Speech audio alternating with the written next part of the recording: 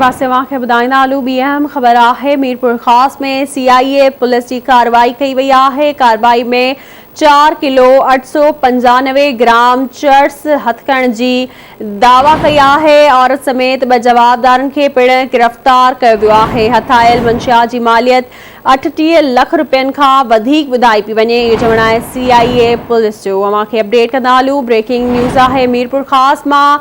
मीरपुर ख़ास में CIA police की कार्रवाई कई वई आहे। कार्रवाई दौरान 4 किलो 895 ग्राम चर्स हथकरण जी दावा कई वई आहे।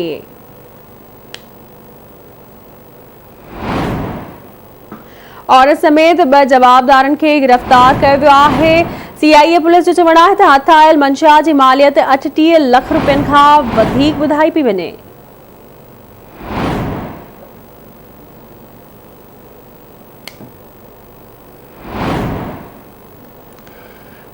तफ़सील मालूम कंदासीं मीरपुर ख़ास मां उमर दाऊद पोटो खां। जी उमर, अपडेट कजो कहिड़ा तफ़सील आहिनि।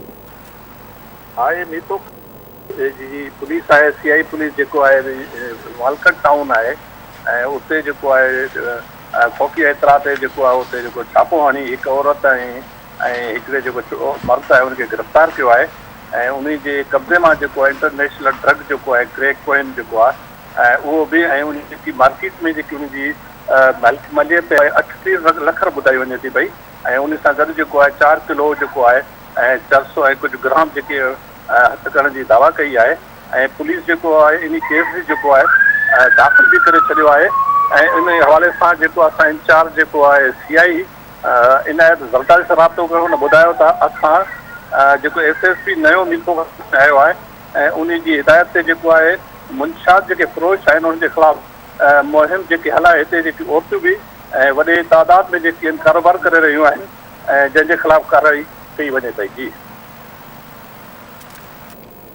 महिरबानी अव्हां जी अपडेट करण लाइ।